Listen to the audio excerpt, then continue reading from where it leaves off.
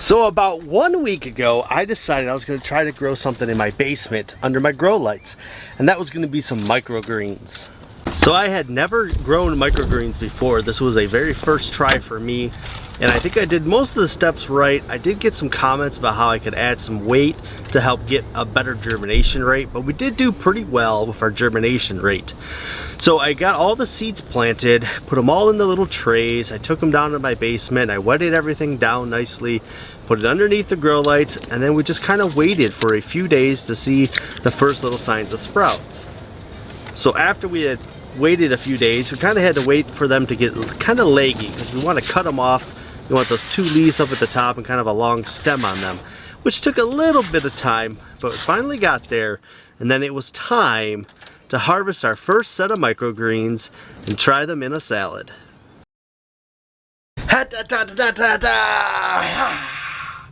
Well, it's so bright. Let me turn this down. Boom, boom, boom. Today is the day, guys. I am going to make myself a little microgreen salad for myself, well, for myself and the family. Of course, I'm not just feeding myself, but we're going to make a microgreen salad. You know how pumped I am about this? Yeah. All right, let's see. Set you up right there. Can you see? Can you see? Oh, say. Okay, so I got two trays here that are doing really good. These daikon radish ones that I did. So that's all right. They got pretty good germination rate. I could have done a little bit better. And you can see how they kind of went back a little bit because my light's kind of more in the center. So I definitely need to get a second light for up there. I was hoping that would be enough to do it was just the one. And then this is the other tray I got. Look at that. Yeah, buddy, that's pretty good. I am really excited about that tray of greens. I think these two trays here is probably enough for a nice little salad. I got some cucumbers and tomatoes, even though they're store-bought. But, you know, I can't grow those in my little grow room, so you can only do what we can do with what we got. But for now, I'm going to go get these upstairs and make a salad. But I can't carry all three at the same time, so you got to stay here. Alright, that's good because it actually opens up some shelf space so I can do that seed starting I want to do. And still got no sprouts out of this stuff yet that I started just the other day. Gotta give it time though. Gotta give it time. It's only been 4 days since I started those, so not quite ready to sprout yet. Oh yeah, check that out. This little box of mushrooms. You guys ever do one of these kits before? Like I said, I'm really interested in mushrooms. I like mushrooms. I actually cooked mushrooms for dinner tonight because I like them so much. And I started those logs outside, and I saw this little box. I'm like, you know, I want to try one of those just to see how they do. The only thing is now, I gotta find where in my little setup area down here that's a good place to do mushrooms. Let's go upstairs and make some dinner. Let's see your horse, Barn. Is that horsey sleeping? Yeah. Hello.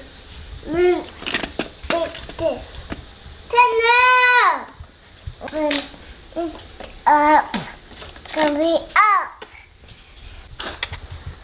Yeah, no looking. E is busy writing the next great American short story. It's actually really good. She's such a good writer. Alright, time to give these microgreens a haircut. If I had a better setup, I'd be able to like run a knife across and just be like, there's gotta be some better microgreen trays that have like a sheet that goes over top. Because somebody mentioned I needed to weigh them down a little bit more and I would have had a better, you know, more evenly sprout rate.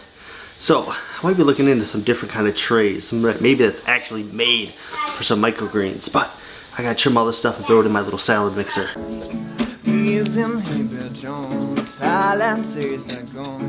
Remember things just don't tell them so long.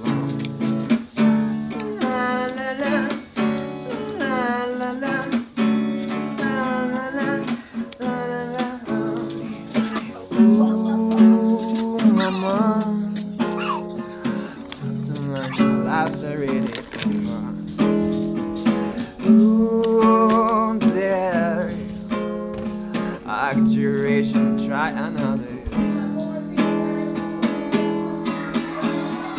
Oh, it's from tired, smiling, we're requiring.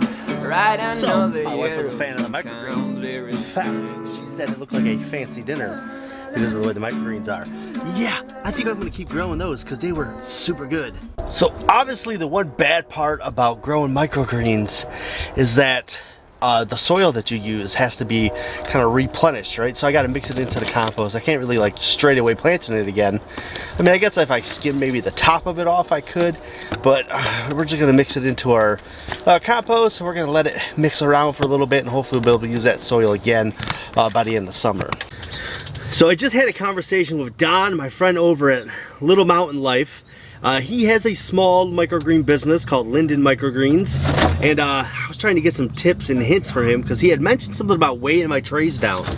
So when I was germinating them, to have a better germination rate, I could have put a weight on these trays and kind of used the tray to push the other one down so that they were kind of more pressed into the soil a little bit. So I think now that we're going to plant our second round of microgreens, we're going to give that a try. So that's how much we like these microgreens. They were so good. My wife loved the salad. She said it was very fancy. And anytime you can make your wife feel like she's eating a fancy dinner from something you grew in the basement, you know you're doing it right. Alright, so we're going to start some more microgreens. I got some little things I'm going to do different this time. But for the most part, I think what I did last time was pretty successful. I'm about to harvest the second 2 set of trays probably later today for dinner. And so I want to get these ones going so I can kind of get like into a rotation to where we're having a microgreen salad like maybe almost every 3 days or every 4 days. Now I know I mentioned last time in the last video I made about the microgreens that I wish I had like a little shaker. And people were saying, you know, use an Old Spice thing. And so I had one that was just emptied out the other day. So we're going to try to put them in there nicely. I filled it right up. So we got the lid for it, and we should be good. A couple of big holes on the top there. Now I should be able to use this to kind of shake them out a little more evenly than we did last time, because last time we did it by hand, and there's a couple spots that were sort of bare, so I think this will give us a better distribution of seeds in a more even surface area here. All right, let's get to it.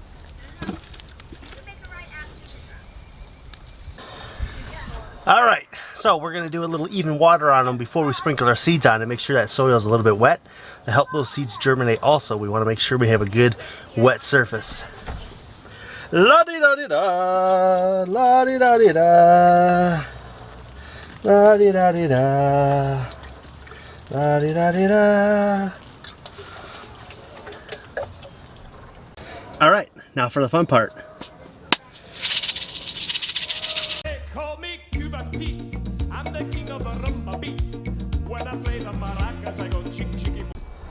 Shake it, shake it, shake it.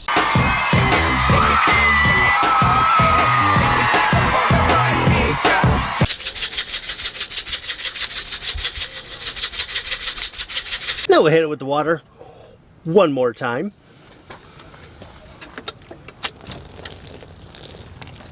Alright, so like my buddy Don suggested, I got them stacked up right now. I got a top one that's just got some soil in it to hold it down. Now these are going to go in the basement, and in another 7 days we'll be enjoying another amazing microgreen salad. What you munching on there? Is it good? Is it good, Ensley? You don't even eat it. You're missing out. So if you guys aren't growing microgreens, I highly suggest it. Super quick, super easy to get some of your own homegrown fresh produce. Alright guys, remember, be bold, grow bold, and as always, I'll see you in that next video. Peace!